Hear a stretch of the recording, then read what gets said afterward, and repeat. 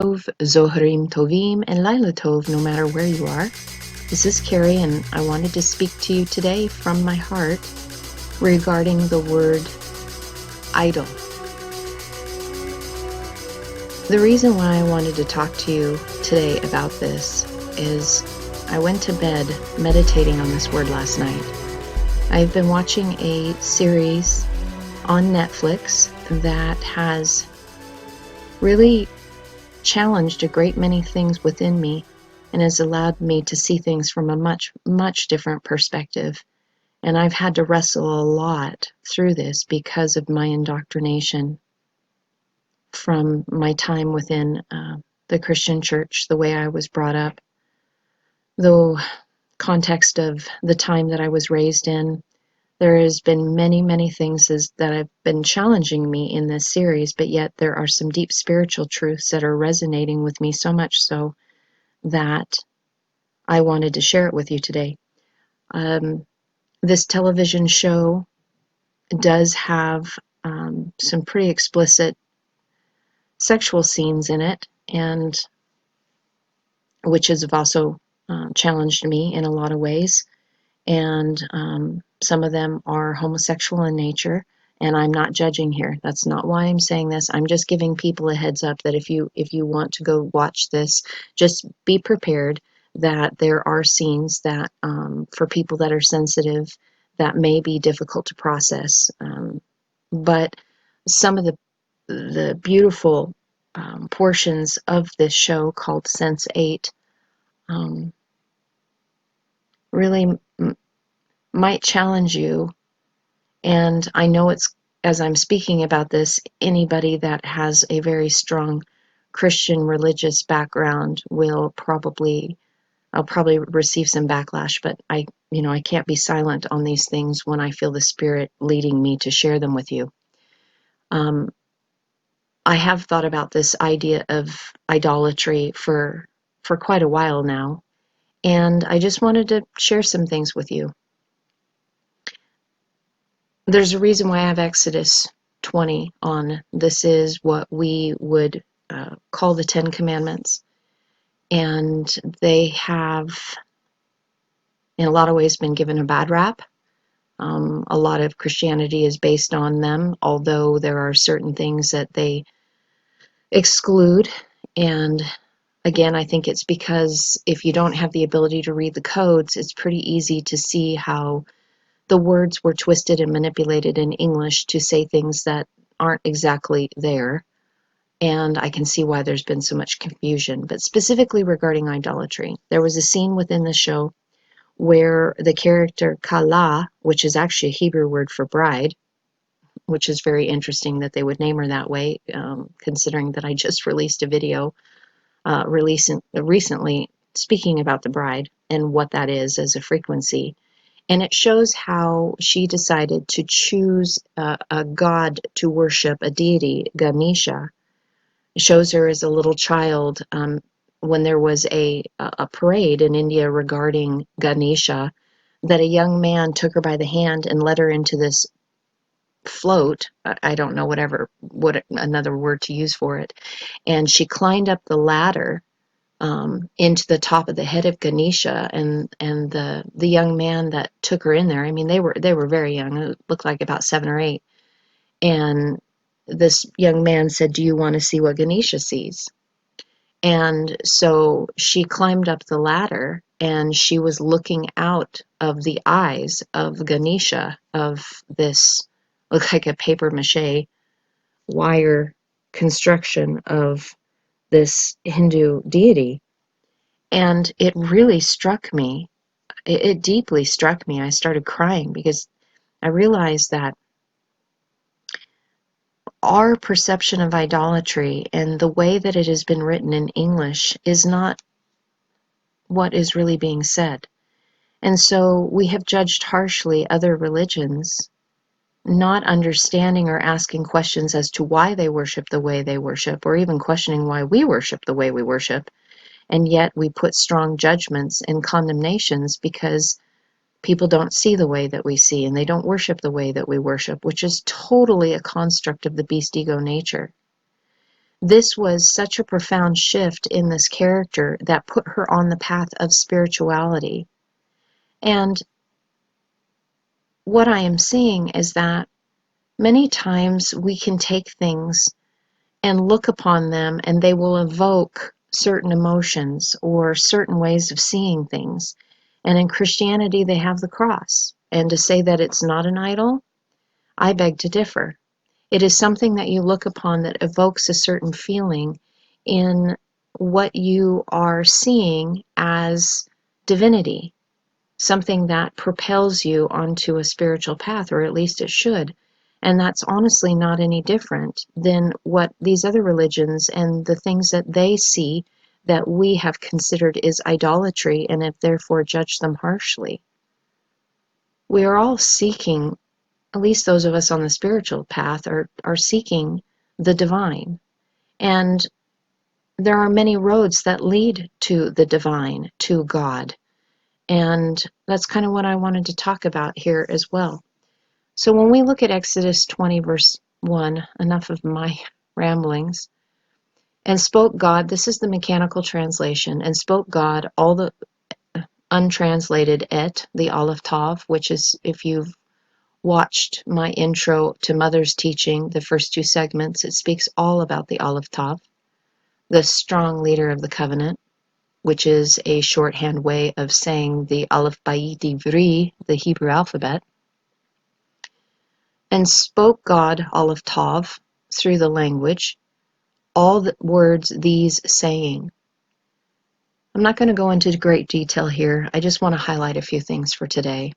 So when we get down to the word, so I've already highlighted Aleph Tav, that this is speaking of the languages, the Aleph through the Tav. It's a shorthand way of saying the Aleph Bayit Ivri. The Hebrews, many times in the writings, you'll see that they'll compound words or they will shorten words to just make it easier to not have to say so much, but yet many people would have an understanding of what they're saying without them having to go into great detail. That was very common. Look at this word right here. It's the word these. And right in the middle of these is Aleph Lamed. And if you've watched any of my teachings, if you're new to this channel, this may not make sense to you, and I apologize for that. I just recommend watching more of the teachings that we share. Aleph Lamed is the word for God. And the Aleph in Paleo meaning is strong, leader, strength. But in Hebrew, the Aleph also means, there's a lot here. It means one who has been yoked and tamed. It means one who is taught, so therefore they teach. It has to do with the thousandfold anointing, which is synonymous with the Christ anointing, especially when you look at the Hawkins scale. Excuse me. And it means one, which, if you're familiar with the law of one material, that it speaks repeatedly over and over that we are all one.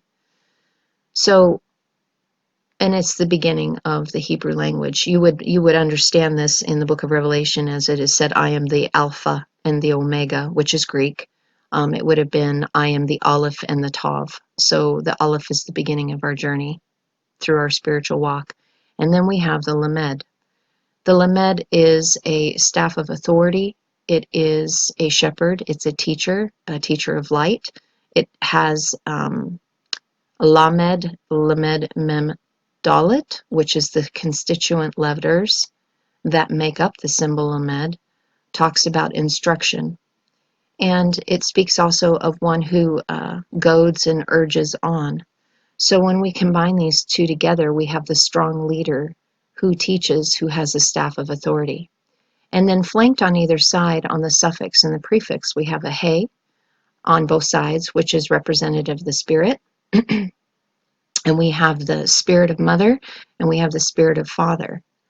They are actually one and the same that have been divided seamlessly, meaning there are two different teaching systems or two ways of seeing based on our spiritual maturity or lack thereof.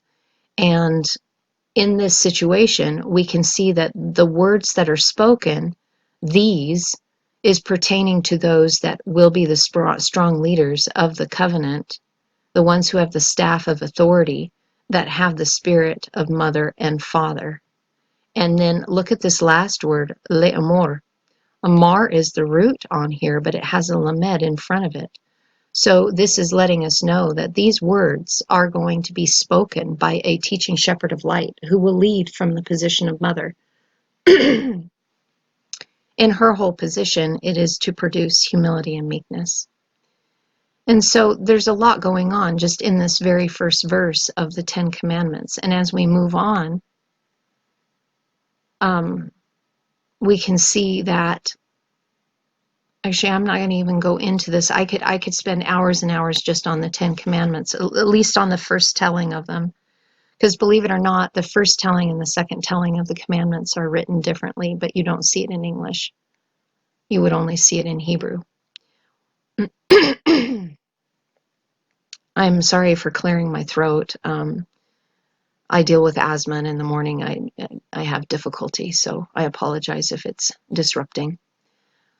Take a look at this word right here, lo, and it means no. And if you've watched any of my other teachings, you know that there are three words for no and not.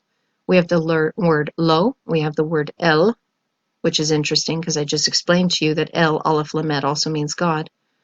We have lo, we have el, and then we also have the word bal, bet lamed. And if you watched my As a Man Thinks teaching series, part 6 specifically deals with bel and the importance of what that's really speaking to us. But in this case, when I was previously teaching you, I had to teach in segments of what I knew at the time. And as I continue to spend time in the language and I increase more light, I have the ability to see things differently as it expands our consciousness. So looking at this word means no. We actually have a teaching shepherd that is of one. The other thing I didn't tell you about the Aleph is it also means family and to associate with. So the family of one, we have a teaching shepherd of the family of one. And when you see no in this order instead of Aleph Lamed, this lets us know that a teaching shepherd needs to come and assist you so that you can be taught the way of one. You haven't comprehended it yet, so you need a teacher to share this with you. The next word is Haya, and well, it's Yiyeh in this form, but the root is Haya, which is also the root for Yod He Vav He. I've also done a teaching on Yod He Vav He to show that it has to do with the teaching aspects of mother and father, divine feminine and divine masculine. So here we have a vision that will be given to you. You must open your hands and receive the spirit of revelation so that the other vision can be given to you, that you can open your hand and receive the second revelation. And what is this pertaining to? Well, if you want to become a teaching shepherd of light, you must cough as a hand. You must grasp a hold of what? Cough is spelled through its constituent letters as a cough pay. Pay in paleo has to do with the mouth that speaks. Pei He through the constituent letters is the mouth that speaks revelation that you must grasp a hold of. So this teaching shepherd, if you want to be a teaching shepherd, which is actually the whole purpose of the Aleph, you become instructed, so therefore you teach. You must listen to the teacher of light that is coming to bring you the language that you need to grasp a hold of. And then we have the word Elohim.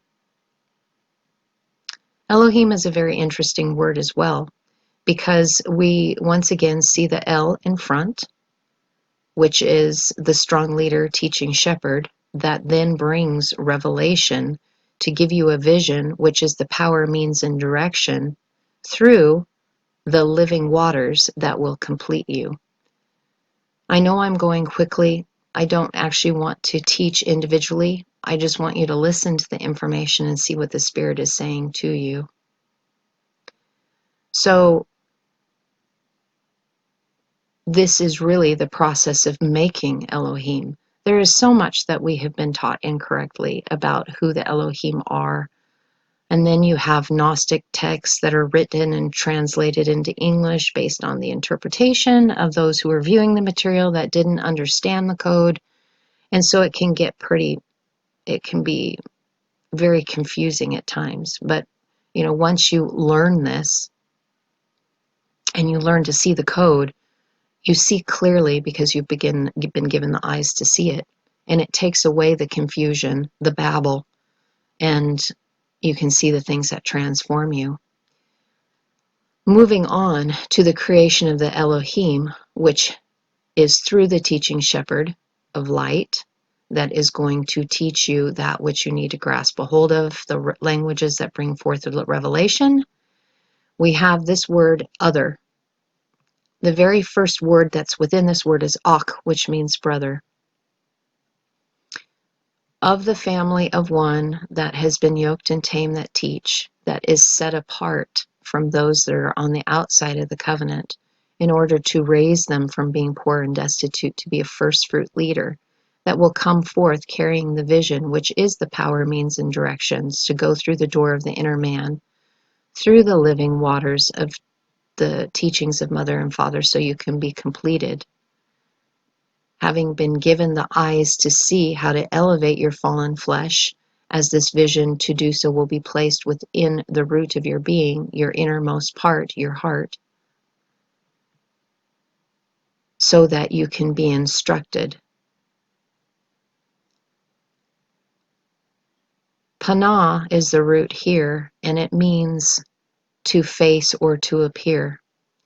So you are going to face and appear because of the language that is elevated, meaning not the language of the material world, but rather of the spiritual world, which we know is Hebrew and Aramaic.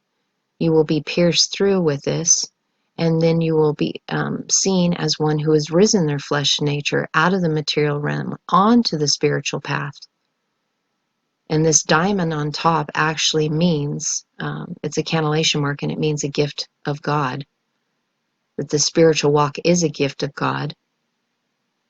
And the yod is the power, means, and direction of the right hand. So this is the making of the Elohim, who are going to appear as a brotherhood of those who have been risen out of their poor and destitute ways as a first fruit.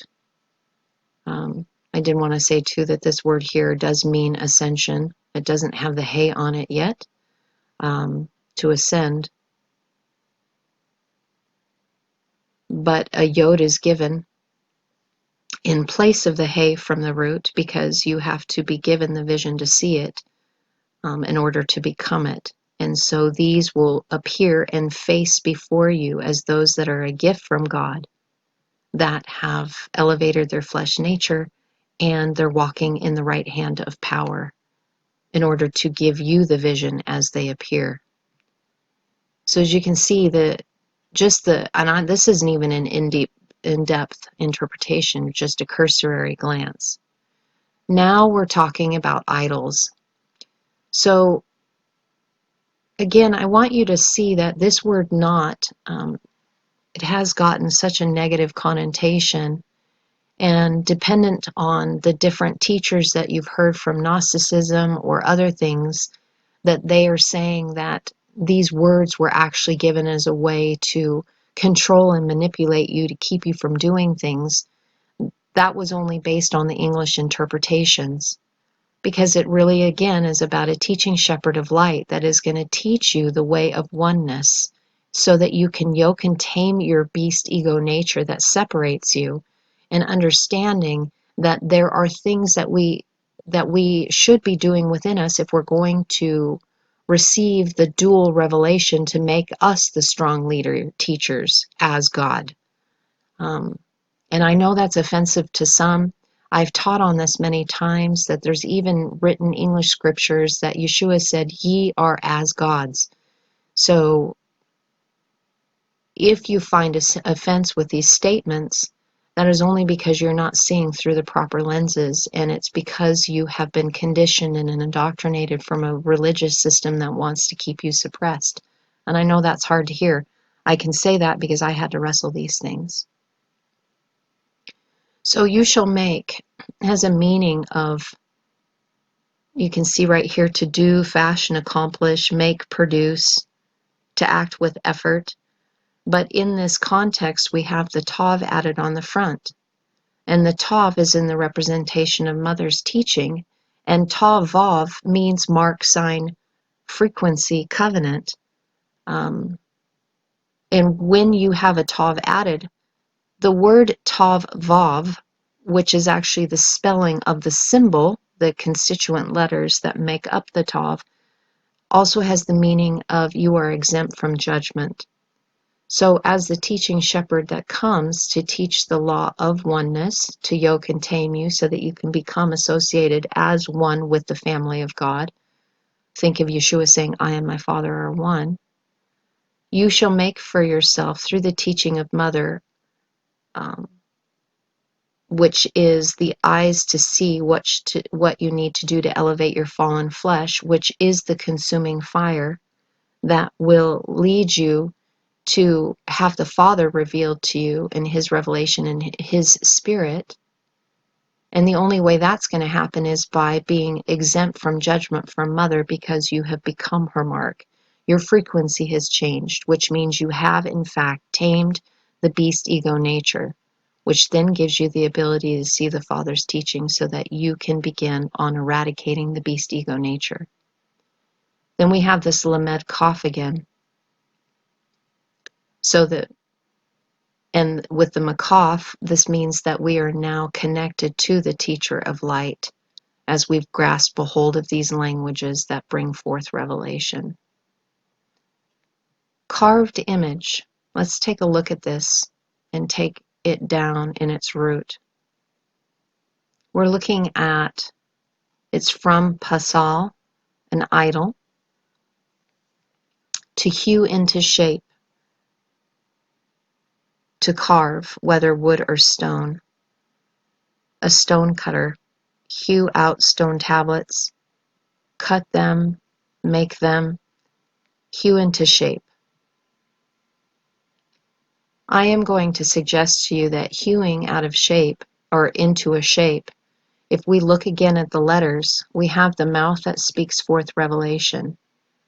Semek is actually one that speaks of, it's the symbolism of a wedding ring, and the Semek means to surround, support, and prop you up, surrounding you with a shield of thorns to protect you. Think of a shepherd in a sheepfold, and the way they used to be, they would make a place that was thorny, and they would put the sheep on the inside, and the shepherd would lay on the door of the outside to keep the sheep away from the predators. So I am the good shepherd. You can connect yourself to those things. So we're surrounded and protected and hedged in by thorns, which is a shield of thorns. And then we have the lamed, to instruct and to teach, the teaching shepherd of light. So we are hewing ourselves, we are cutting off that which no longer serves us, to be in the likeness and in the image of the one who speaks forth revelation that has come to bring us the wedding ring. If you watched my previous teaching on the bride, you can see that that has to do with the frequency of taming our beast ego nature and getting us out of the place of anxiety and fear. And this Pesach is speaking of height and depth. Again, I go into detail in this within As a Man Thinks. And so you can watch that teaching series to learn more. But we are talking about a measurement of a height and depth and breadth and width, which is speaking of the bride who becomes the wife. This word, the likeness of, comes from the Hebrew root, which is mem nun, which is actually the word and how you spell manna. Manna is actually the form of Aramaic, but in Hebrew, as it is originally written in Hebrew, which is also having to do with from a root meaning, like the questions like who, what, when, how. It's through our daily manna where we become pierced within our heart that connects us to our inner man. And we become in the likeness of that manna that is given to us, which is the Word made flesh, which is then puts us on the spiritual path. Notice that the noon is now elevated, so in this form we see it's a spiritual path of one who has elevated their flesh out of the material world into a new flesh. And how did they do this? Well, they became the frequency of Mother's teaching, elevating them out of the beast ego nature where they've been yoked and tamed, and now they received her mark, her sign of the covenant, exempting them from her judgment so that they could be put on the spiritual path and receive the revelation of the Father's Spirit. Then we have the next two words, that is in heaven. This word right here, if you've watched the ancient Hebrew wedding, I do speak of Asherah. And Asherah is the queen of heaven. She was eradicated by Josiah, and this also has to do with idols. The unfortunate part is that when we look at things and we don't understand them and we're afraid of them and we don't ask questions, we will just get rid of them because the sight of something that is unknown to us provokes fear. The idol, I'm using that word because we know that phrase, of Asherah were those who would become the queen. The queen is the term that is given on the day of the Hebrew wedding when the bride would be snatched away from the groom in the middle of the night and taken and secreted away to the wedding place. She was then called the queen. And Asher is also the same exact Hebrew word to mean happy or to be fortunate. And in this word, so to be happy and fortunate, we have fire. Aleph Sheen is the word for fire. Fire upon Resh, the head. Think of the book of Acts when they had tongues of fire that came upon their head. Well, tongues speaks of language, the fire language, and if you look at the Chaldean language, which is just a modern form of the Hebrew letters, it was called the flame language. Well, for those who are happy and fortunate are those that will receive the fire on their head, the tongues of fire, because they will comprehend the language of fire that will raise them up from being poor and destitute spiritually to become the first fruits. And how did they do that?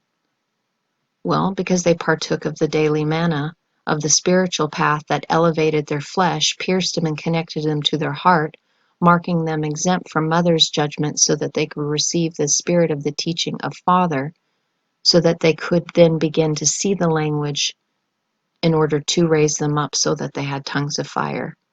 And then we have the word heaven. Shamayim is the word heaven, but in this case they added a bet in front of it. Bet means to spiritually build yourself through covenant. It's also the word meaning temple.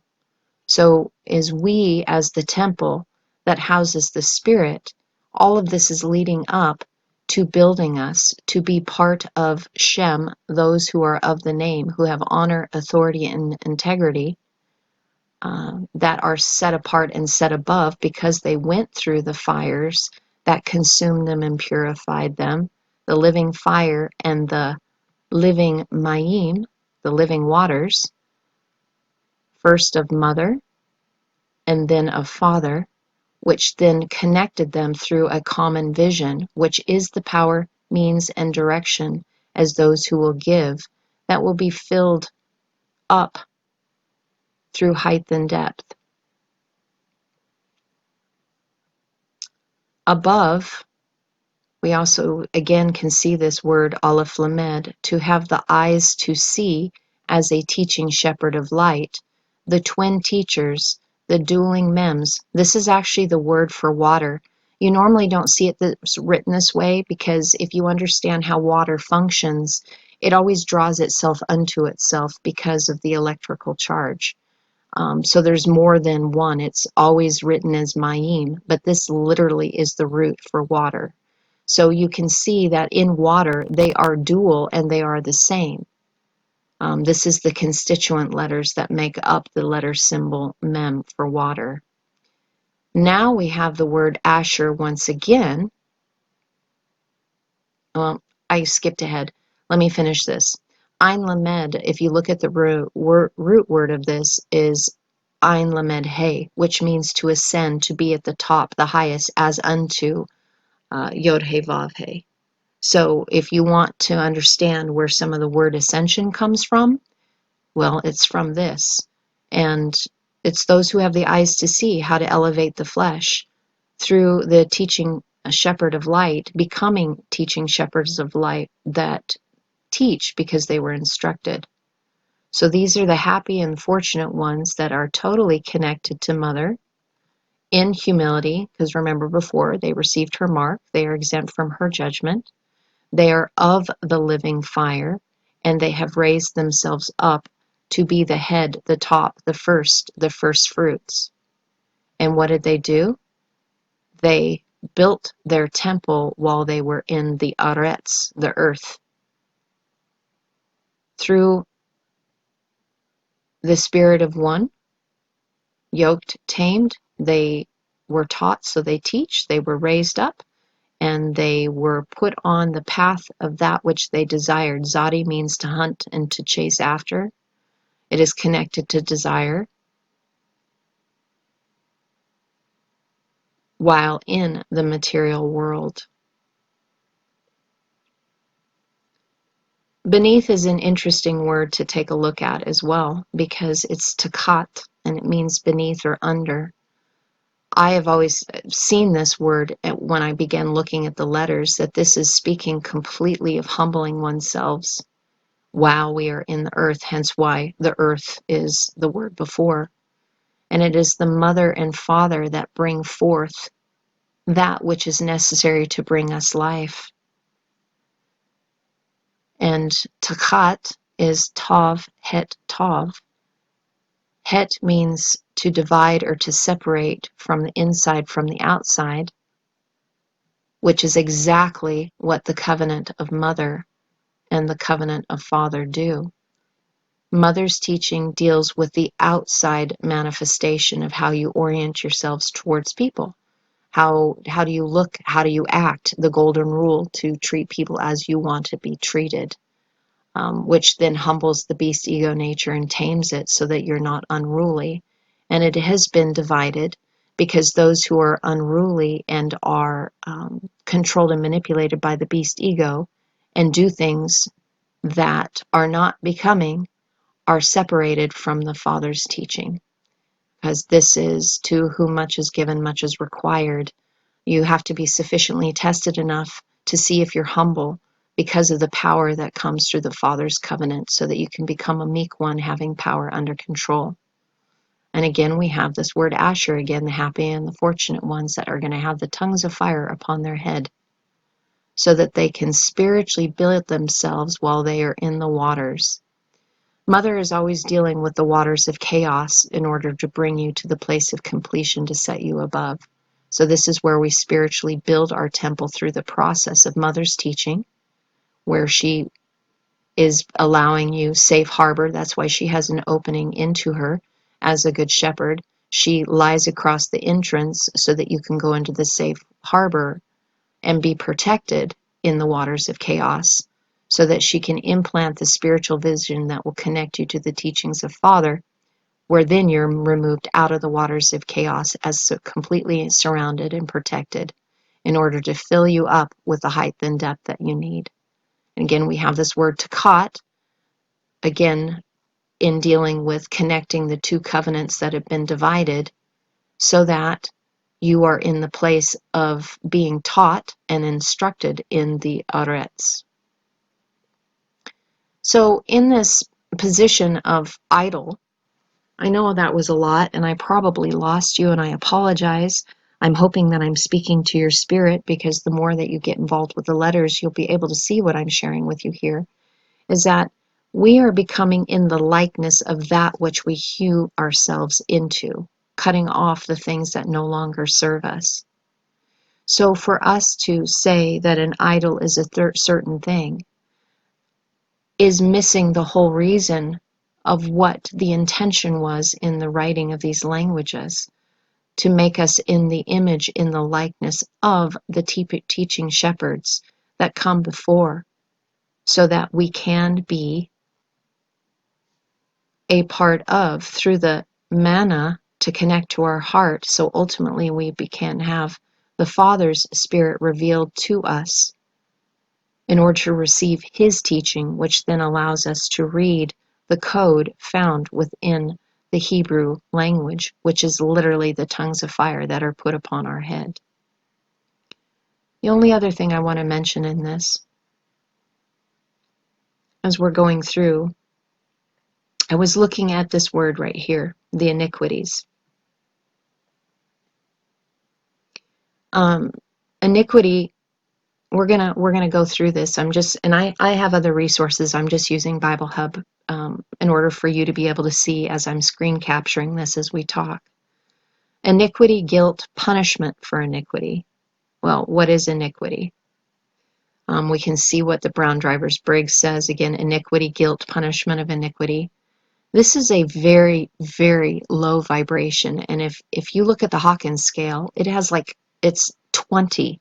It is about as low as you can go in dealing with guilt. Let's take a look at the Strong's interpretation of this. It's from Ava, and it means perversity or moral evil. Taking it all the way back, it simply means amiss. And I was looking at my Ernest Cline's book, and in Ernest Cline, it is talking about distortion and ruin as part of this word. To bend and twist, distortion and ruin. But notice in the root that we have the hay. The hay is always about revealing something to us. Behold a revelation. So the Ain is a Paleo-Hebrew symbol of an eye. Also means a fountain, a landscape, to see, purpose. So when you are given the eyes to see, you can then connect to revelation to see that something is amiss. Something became bended and twisted, became bent and twisted, which then distorted the way that you would see. Is that making sense now? Something happened that distorted and twisted the way that you see. But if you have the eyes to see, then you can connect to that which is being revealed to you. There's a lot more here for us to consider. And so whenever we feel guilt and we feel that there's been fault or that there's punishment or of sin, it's because it's trying to reveal something to you. And notice that the hay was removed, and what are we left with? That is a noon in the fallen position. So our spiritual flesh, well, this is our fallen flesh nature, is and can cause a lot of things. And the fall is really that we fell into materialism. It isn't the way that we've been told before, that it was about Adam taking the bite of an apple. It has nothing to do with that. It has everything to do that we fell in our consciousness and we became involved in materialism that kept us off the spiritual path. So when things happen to us, it is meant to reveal to us, if we have the eyes to see, if we have been filled up. There's a kolam meli here, which means the vav has been filled up, and it is connected to the fallen flesh, in order for us to learn from it. And then we have the words fathers. And notice this has ab and bat. This is fathers and daughters. Eben, Aleph, Bet, Nun is father and son. This is father and daughter. So this is a progression of us moving from Ben, which has a fallen noon, into one who is then elevated and becomes a daughter that has been marked as exempt from judgment. You can see how a lot of this translation, that we have actually caused these iniquities, aka the sin of the fallen flesh nature, to be visited to the third and fourth generations. We have actually caused this to happen.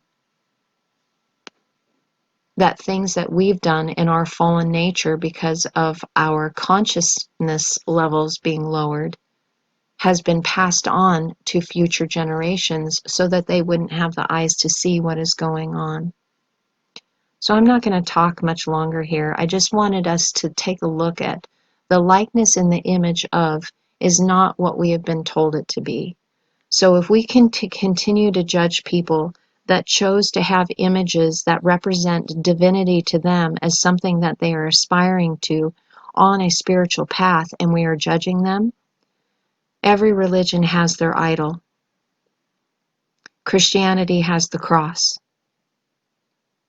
Well, at least that's just one of the symbols. Every religion has a symbol.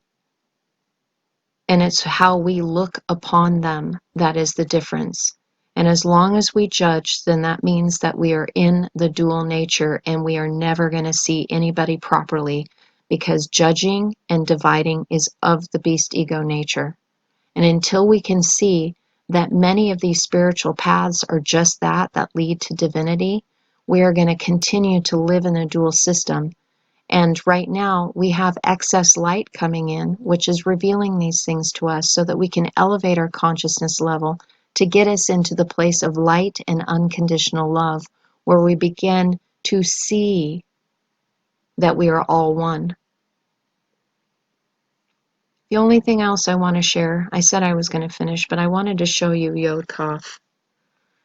Both of these symbols, letters, the Yod and the Kaf pertain to hand. One is an open hand, one is a closed hand. And I find it interesting that in Paleo, they are different than what they are in modern Hebrew. So one would be giving in Paleo, and the other one would be taking in Hebrew, the modern Hebrew. And I can see this as two ways of looking at it. There's a giving and a taking and a taking and a giving. They are essentially the same things. In order for you to receive things of the spiritual nature, you must open your hands to receive it and then take it. But you're taking that which was given to you. So take, give, take. But in reality, the Yod, as it comes first in a modern day interpretation, means those who give.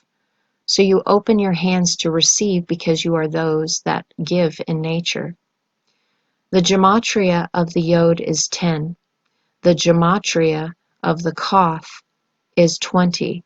When you combine both of these together, you get the gematria for the Lamed. So the power, means, and direction that is given to you as you grasp a hold of it, the language that brings forth revelation, the combination of these two produces the nature of the Lamed, a teaching shepherd of light that has been given the staff of authority. So again, your God, you wouldn't see, you could see that normally this might be translated as Yod Mem, but in this case, it is Yod Kaf.